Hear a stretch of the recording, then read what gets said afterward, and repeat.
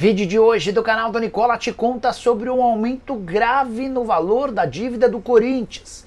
Preciso te atualizar também sobre Lucas Moura versus Corinthians, enorme freguesia desde a volta dele ao tricolor. Já no Palmeiras, Abel Ferreira não é o único de saída, tem mais jogador importante. Falo também sobre Renato Gaúcho, que pode ser anunciado a qualquer momento como novo técnico do Cruzeiro. Neymar é aguardado na quarta-feira em Santos para assinar contrato com o Peixe. Já Danilo anunciou sua rescisão de contrato com a Juventus, a assinatura dessa rescisão, e já está a caminho do Rio de Janeiro para virar reforço do Flamengo. Para completar, Soteldo mais perto do Galo, as últimas do mercado, bastidores, finanças e muito mais.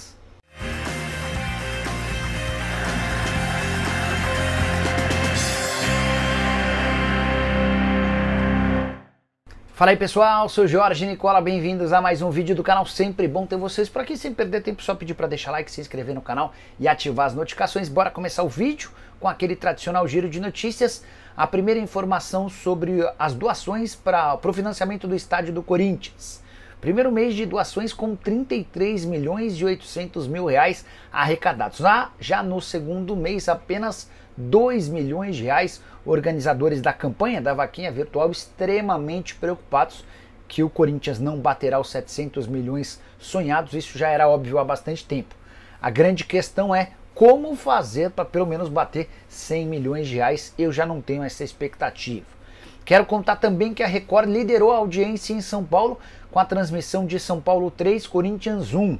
Média de 14,9 pontos de audiência para a emissora paulista contra 14,3 pontos da Globo e 6,3 pontos do SBT, números em São Paulo.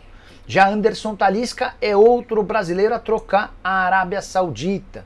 O atacante que pertencia ao Al Nassr está fechando os últimos detalhes para se mudar para o Fenerbahçe da Turquia. Lamento demais essa negociação, acho que o Talisca arrebentaria no futebol brasileiro. O outro, que todo mundo sabe, é o Neymar, de quem eu vou falar daqui a pouquinho. Já Everaldo sinalizou ao Vitória que não tem interesse em trocar de clube em Salvador. Jogador do Bahia, 33 anos de idade, havia sido alvo de uma oferta de 6 milhões de reais, mas ele preferiu continuar no tricolor. Até por isso o Vitória avançou na contratação de Carlinhos. Atacante que pertence ao Flamengo, ele vai por empréstimo até o fim da temporada com a opção de compra de 4 milhões e meio de reais. Para fechar o giro de notícias, contar que o Sport do Recife avançou na contratação de Pablo, atacante que não tem sido utilizado no Atlético Paranaense por opção do próprio Furacão. Hora de falar sobre Soteldo sem clima no Santos e mais perto do Galo. Cuca tem insistido na contratação do atacante venezuelano. Por outro lado, o atual treinador do Santos, Pedro Caixinha, não parece fazer muita questão de manter o venezuelano. Depois da derrota para o Palmeiras no meio de semana, Pedro Caixinha usou a entrevista coletiva para criticar abertamente o comportamento tático do Soteldo, alguém que se entrega pouco no momento sem bola. Não por coincidência, no jogo contra o Velo Clube, no final de semana, nova derrota do Santos, Soteldo nem sequer foi relacionado. E diante desse cenário de desavença entre técnico e jogador, do interesse do Atlético Mineiro e das contratações de Gabriel Veron e Neymar, vai faltar espaço para o Soteldo. A tendência é que o acordo com o Galo aconteça. A oferta da semana passada de 5 milhões de euros, mais um empréstimo de 2 jogadores, não foi aceita. O Galo deve melhorar essa oferta para fechar a contratação do jogador. Já Danilo é atleta do Flamengo. Esse anúncio vai acontecer nas próximas horas. O lateral direito é aguardado nessa terça-feira no Rio de Janeiro para realização de exames médicos e assinatura por 2 anos. A novidade dessa segunda diz respeito a um anúncio feito pelo próprio atleta do seu desligamento na Juventus. Danilo postou um vídeo em que ele fala longamente sobre os 5 anos e meio à frente da Juventus, que se tornou um torcedor, que aprendeu demais com o clube, que essa paixão ele passa de pai para filho, enfim, enormes e bonitas palavras de alguém que foi extremamente importante como atleta da Juve e que chega ao Flamengo para ser zagueiro. A conversa dele com o Felipe Luiz tratou sobre a possibilidade de atuar nessa função. Eventualmente, numa necessidade, ele pode jogar como lateral direito. Não se descarta a chance de Danilo atuar numa linha de 3 zagueiros aberto pela direita. Só para complementar as informações do Danilo, que você soube primeiro no canal, contar que ele pediu ao Flamengo para vestir a camisa 13, a tendência é que esse seja o número dado ao atleta. segundo reforço rubro-negro para a temporada. O primeiro havia sido outro jogador que você soube primeiro por aqui, Juninho, atleta que veio do Karabakh. Hora de falar de Cruzeiro.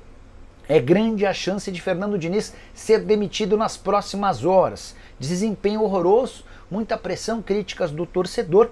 Aí, além de tudo isso, dá para contar que Renato Gaúcho sinalizou com um sim para os dirigentes da Raposo. O Cruzeiro não queria demitir o Fernando Diniz antes de ter um novo técnico escolhido, e a tendência é que ao longo dessa segunda-feira a gente assista a demissão do Diniz e a contratação do Renato Gaúcho. Diniz que chegou a ter uma reunião a portas fechadas com dirigentes cruzeirenses, muitas críticas e cobranças em relação ao trabalho e à falta de resultados. Alexandre Matos, que também se reuniu com os jogadores do Cruzeiro, exigindo mais comprometimento. Campanha bem ruim do Cruzeiro, que vem de derrota para o Atlético e de empate contra o Betim, diante de mais de 30 mil pessoas no Mineirão. Só para lembrar que o Renato Gaúcho era a bola da vez do Cruzeiro quando da demissão do Fernando Seabra. Na oportunidade, finalzinho da temporada passada, o Diniz, ou melhor, o Gaúcho disse que não poderia deixar o Grêmio às vésperas do fim do Campeonato Brasileiro com o seu time correndo risco.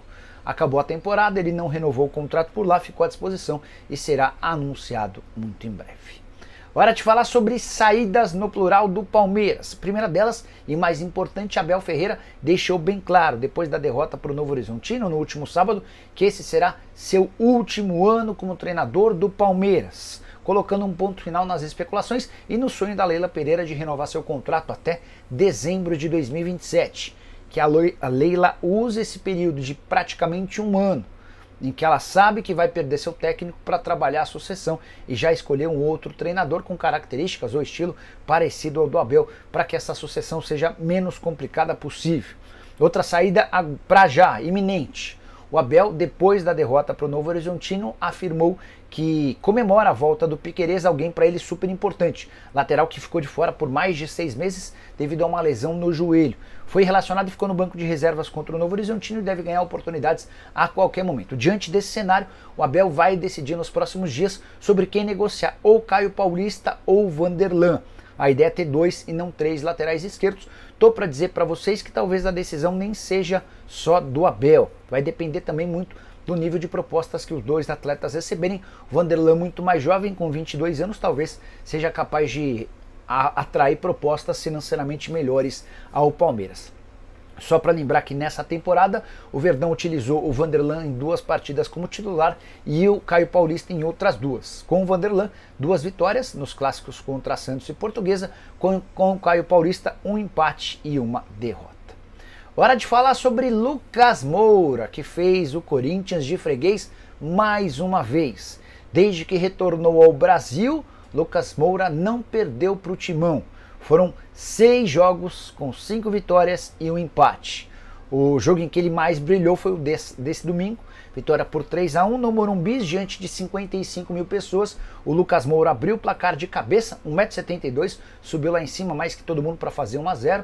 O São Paulo faz o 2-0 com um gol do Oscar, leva o 2-1 e na sequência, ainda que o Corinthians pudesse esboçar uma reação, Lucas tabelou com o Caleri, infiltrou na área, passou por 4 adversários e marcou um golaço para segurar a vitória por 3-1 com 2 gols dele.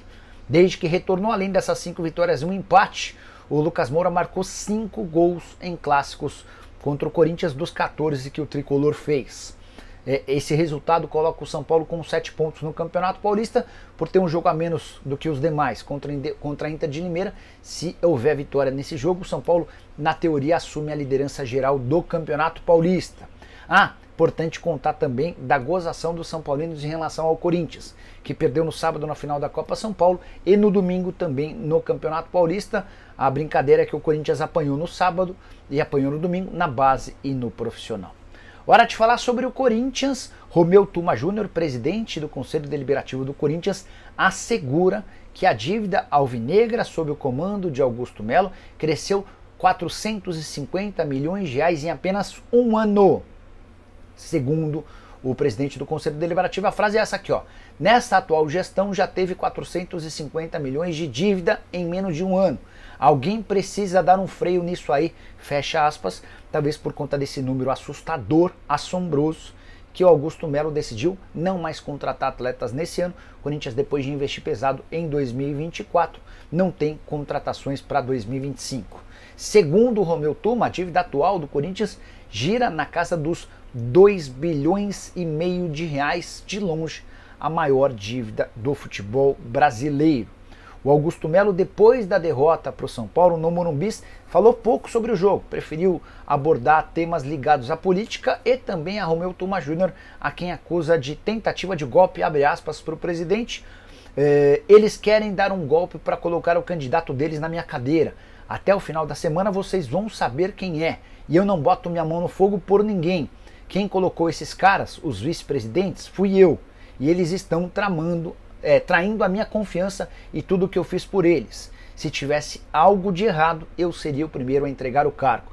O Augusto ainda completou: essa semana serão divulgadas muitas coisas. Vocês vão ver. Vocês ficaram assustados com o que o Tuma falou e vem falando. O tom dele é de menosprezar todo mundo. A gente é ralé ali, porque eles nunca ganharam nada e eles são maioria. Aí ele completa: vê o ano passado dele e desses caras, vê o passado dele e desses caras. Não aguentamos mais isso, está todo mundo pedindo para ele sair do conselho.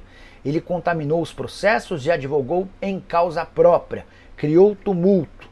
Como um cara desse pode presidir um conselho como o do Corinthians, mas temos conselheiros responsáveis, fecha aspas. Ainda não há uma data para votação do impeachment do presidente Augusto Melo. Qualquer novidade, conto para vocês. Combinado? Bora fechar o vídeo para falar sobre a volta de Neymar ao Santos. Novidades importantes no fim de semana. Santos e Al Hilal avançaram na rescisão do contrato. Faltam questões burocráticas para a assinatura do fim de um vínculo que garantiria um caminhão de dinheiro ao Neymar, vai garantir um caminhãozinho.